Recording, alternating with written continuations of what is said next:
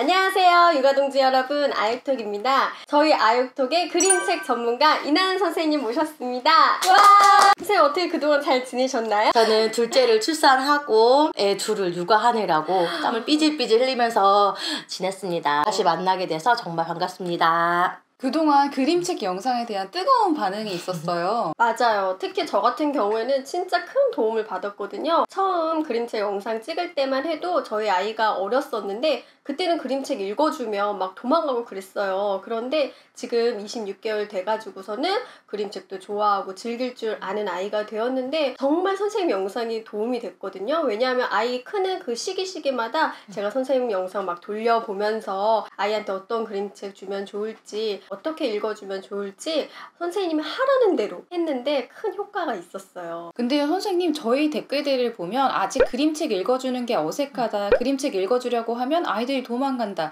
이렇게 부모님들이 아직 그림책 육아를 어려워하시는 것 같아요. 맞아요. 그래서 제가 오늘 여러분들을 위해서 하루에 한 권 그림책 스페셜 타임이라는 방법을 소개해 드리려고 합니다. 아직 아이들에게 그림책을 읽어주는 게 어색하신 부모님들, 그리고 아직은 그림책이 뭔지 모르고 그림책이 익숙하지 않은 그런 친구들을 위해서 하루 30분씩 놀이 집중하는 놀이 스페셜 타임을 영상에서 소개해 주신 적이 있던 것 같아요. 그것처럼 하루에 일정 시간을 투자해서 아이와 아주 친밀한 시간을 갖는 방법을 소개해 드리려고 해요. 선생님, 그러면 그림책 스페셜 타임은 구체적으로 어떻게 하면 되는 건가요?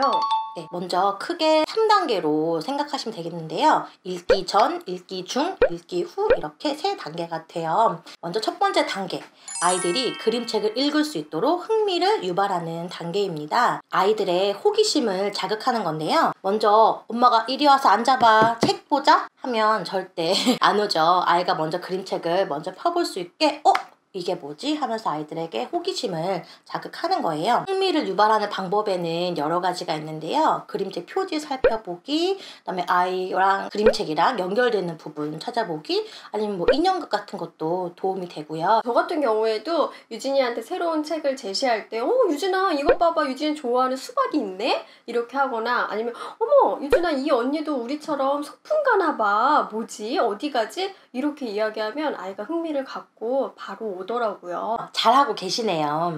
그림책 보기가 익숙한 친구들은 이렇게 그림책 표지만 보고도 얼마든지 호기심을 자극하고 흥미를 유발할 수 있는데, 아직 그림책이 어색하거나 아니면 연령이 좀 더 어린 친구들 같은 경우에는 조금 더 아기자기한 방법이 필요할 때가 있어요. 예를 들어서 설명해 볼게요. 오늘 이 그림책을 읽어준다라고 한번 생각해 볼게요. 이 그림책은 나의 특별한 수집품이라고 하는 그림책이에요.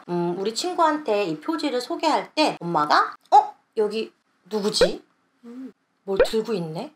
뭘까? 우리 한번 열어볼까? 하고 소개를 할 수 있어요. 그런데 더 어린 연령의 친구들 같은 경우에는 무작정 책만 보여준다고 해서 흥미를 갖게 되지는 않아요. 그럴 땐 엄마가 하얀 상자 같은 거를 준비해서 짜잔! 엄마가 그동안 모아온 것들이야. 엄마의 수집품이야 하면서 먼저 상자에 관심을 갖게 한다거나, 아니면 오리 인형 같은 걸 데리고 와서 안녕! 난 누구야? 라면서 먼저 흥미를 유발한 다음에 그런데 이 친구도 상자를 들고 있네? 뭘까? 하면서 나중에 그림책을 소개해줘도 괜찮아요. 선생님, 두 번째 단계는 본격적으로 그림책을 읽어주기인가요? 네, 맞아요. 그림책을 읽어주시면 되는데, 여기서 가장 중요한 건 글과 그림을 처음부터 끝까지 자세하게 읽는 거예요. 책 앞표지, 책등, 뒷표지, 그리고 면지, 제목 페이지까지 꼼꼼하게 읽어주시고, 그 다음에 본문을 읽어주실 때도 그림을 하나하나 꼼꼼하게 읽어주셔야 하는데, 보통 어머님들께서 가장 어려워하시는 부분이에요. 그럼 제가 어떻게 읽는 건지 한번 보여드릴게요.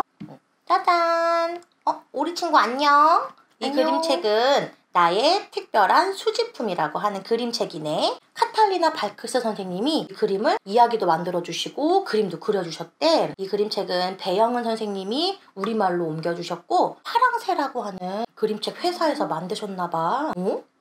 여기는 뭐지? 달팽이 아니야? 잔뜩 화가 난 것 같아. 그런가? 뭘까? 자, 그림책. 짜잔. 이건 뭐지? 여기 물고기가 있어. 그런데 표정이 우울해 보이는데? 속상한 것 화가 같아. 났나? 나의 특별한 수집품. 상자를 열어봤다. 우리 오스발도와 참새 미미는 가장 친한 친구예요. 그런데 햇님이 왜 빨갛지? 여긴 강인가 바다인가? 왜 이것도 빨개? 둘은 호수 위에 떠있는 작은 집에서 함께 살아요. 그렇구나. 근데 이 물결무늬 여기 앞에도 있었던 것 같은데? 똑같은 건가? 첨벙! 요즘 오스발도에게 새로운 취미가 생겼어요. 바로 조개 껍데기 수집이에요. 오스발도는 두 날개를 머리 위로 쭉 펴고 멋지게 물속으로 붕덩. 호수 바닥까지 내려가 조개 껍데기를 찾았죠. 물고기다. 아까 봤던 물고기가 뒤에서 또 나오네. 이 그림책 같은 경우에는 뒤에 이 물고기가 계속 나와요. 아주 다양한 표정으로. 이렇게 작가가 숨겨놓은 작은 팁들이 있으니까 글과 그림을 자세히 읽지 않는다면 그냥 지나쳐 버릴 수도 있어요. 왜냐하면 이야기 흐름에 전혀 간섭하지 않는 캐릭터거든요. 그런데 글과 그림을 자세히 읽지 않는다면 넘어갈 수도 있는 것들을 어머님께서 집에서 읽어주시면서 꼼꼼하게 이 친구 표정이 슬플 때 머리 위에 뭐가 생겼는지 혹은 왜 바다, 하늘이 이런 색깔인지를 글과 그림을 잘 짚어가면서 끝까지 읽어주시면 됩니다. 네, 육아동지 여러분, 저희 아육톡 영상 중에서 그림책 시연 영상 있잖아요. 그 영상 보시면 보다 시연을 어떻게 하면 좋을지에 대해서 나와 있으니까 참고해 주세요.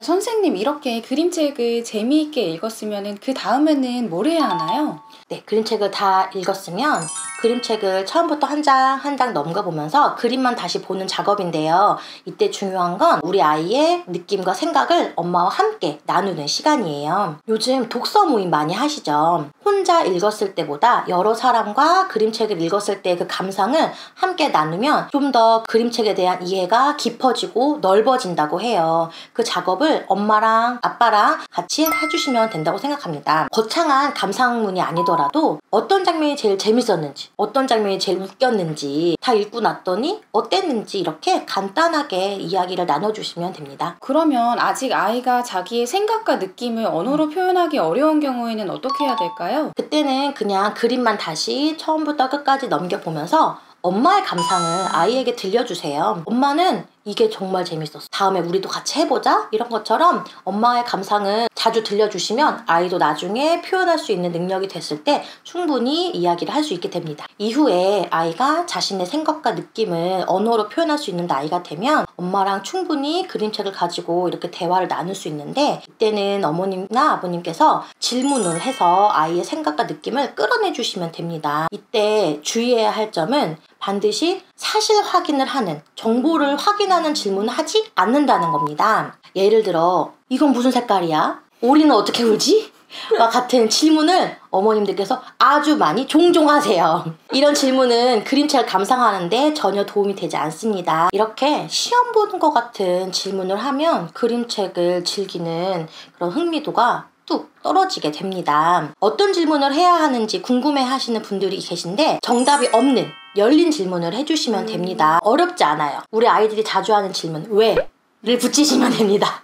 왜 그럴까? 빨간색이야? 라고 물어보기보다는 왜 빨간색일까? 이때 왜 이렇게 말했을까? 왜? 혹은 너라면 어떻게 할 거야? 어떻게?와 같은 질문을 하시면 정답이 없어요. 아, 신기하네요, 선생님. 사실 놀이치료나 상담 장면에서는 왜라는 질문은 잘 하지 않아요. 왜냐하면 아이 입장에서는 추궁당하거나 좀 공격당하는 느낌을 받을 수도 있거든요. 네, 맞아요. 왜 그럴까? 라고 하면 말문이 막힐 때가 있죠. 그럴 때는 자연스럽게 엄마의 생각도 같이 말해주세요. 혹시 이런 걸까? 정답이 없으니까 답을 열어놓고 그냥 아이의 반응을 보시면 되고요. 혹은 이런 왜, 어떻게라는 질문이 어려우시면 나의 혹은 우리 아이와 연결되는 연결고리들을 찾아서 질문해 주시면 돼요. 맞다. 우리도 옛날에 이런 호수 가본 적 있는데. 맞다. 우리 이 조개 먹어본 적 있잖아 하면서 아이의 경험을 떠올리는 질문을 해주시면 됩니다. 선생님, 근데 그림책 읽고 나서 독후활동으로 그리기, 만들기 이런 거 해야 하나요? 사실 어머님들이 많이 궁금해 하시는 부분인데요. 제가 오늘 소개해드리는 그림책 스페셜 타임에서는 굳이 독후활동은 하지 않으셔도 된답니다. 다행이네요, 선생님. 사실 독후활동이 책의 흥미도를 높이고 책을 이해하고 하는 데는 도움이 될 수 있어요. 하지만 우리 육아 동지 여러분 바쁘시잖아요. 굳이 짐이 될 것 같은 이런 숙제처럼 느껴지는 독후 활동은 하지 않으셔도 되고요. 하루 한 권 스페셜 타임이기 때문에 그림책을 읽을 때 충분히 몰입해서 읽고 질문도 많이 하시고 상호작용 하시면 충분하답니다. 그런데 만약 이미 그림책 읽기에 익숙해져 있고 매일매일 이렇게 꾸준히 습관화되어 있으셨다면 한 가지 추천드리는 독후 활동이 있어요. 독서 일기라고 하는 건데요. 독서 일기라고 하니까 가슴이 턱 막히시죠? 네.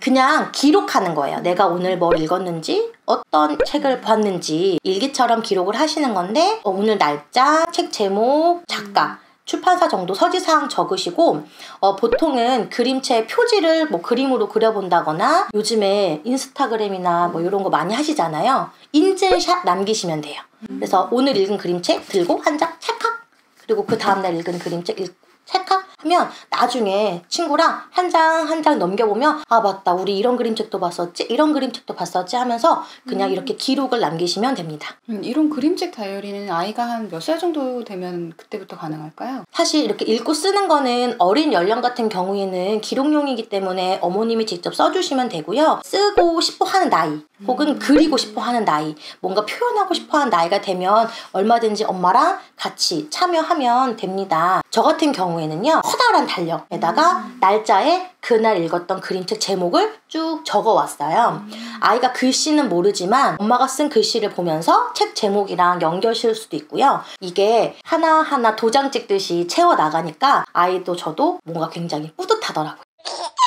그럼 선생님, 아이한테 보여줄 책을 어떻게 고르면 좋을까요? 아이의 지금 현재 흥미와 가장 맞닿아 있는 좋은 그림책을 골라서 읽어주시면 됩니다. 그 좋은 그림책의 좋은은 또 어떤 기준인가요? 좋은 그림책의 기준은 아주 많은데요. 글과 그림이 매력적인지, 소재나 주제가 아이에게 적합한지, 책의 완성도는 질적으로 높은지와 같은 많은 기준이 있어요. 그런데 사실 이런 좋은 기준은 저희 전문가들도 명확하게 기준을 내리기가 좀 어려운 게 사실입니다. 하지만 정말 감사하게도 여러 전문가 분들이 여러 서적이나 뭐 인터넷 사이트 이런 것들을 통해서 좋은 그림책을 많이 추천해 주시고 계세요. 이렇게 전문가분들께서 좋은 그림책들을 선정하시고 어떤 점이 좋은지, 어떻게 읽어주면 좋은지를 기록해 놓으신 서적들이 굉장히 많이 있어요. 이 그림책 같은 경우에는 어린이 교육 전문가가 엄선한 100권의 그림책이라는 책이고요. 이 그림책 서천석 선생님 굉장히 유명하시죠? 매일매일 저희가 소개하고 있는 방법처럼 이 선생님도 그림책 다이어리라고 하는 책을 통해서 좋은 그림책들을 추천해 주고 계세요. 또 이런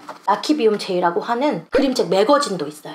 어머님들께서 사서 보시면 어떤 책이 좋은지, 어떻게 골라야 하는지를 조금은 도움이 되실 것 같아요. 이런 서적 말고도 인터넷 사이트에 가시면 그림책 박물관, 오픈키드, 어린이 도서 연구회 같은 사이트가 있어요. 가시면 주제어를 검색할 수 있어서 그때그때 필요한 그림책들을 검색하실 수 있으니까 도움이 많이 되실 거예요. 선생님, 그런데요, 그림책 한 권 스페셜 타임이라고 해서 매일 다른 그림책을 읽어줘야 하나요?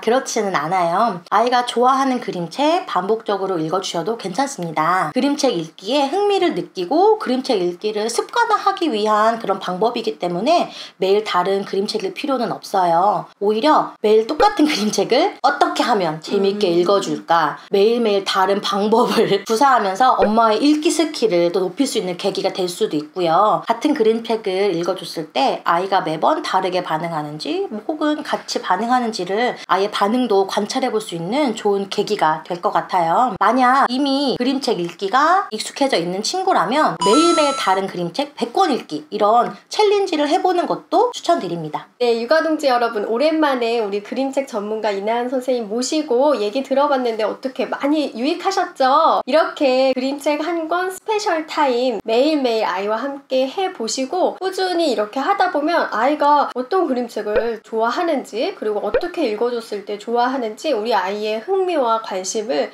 좀 더 잘 알게 될 것입니다. 그리고 무엇보다도 엄마와 아이가 서로 그림책 읽는 시간 동안 교감할 수 있다는 거죠. 그러면 저희 다음에 또 선생님이랑 같이 좋은 이야기 나눠볼게요. 육아동지 여러분, 안녕!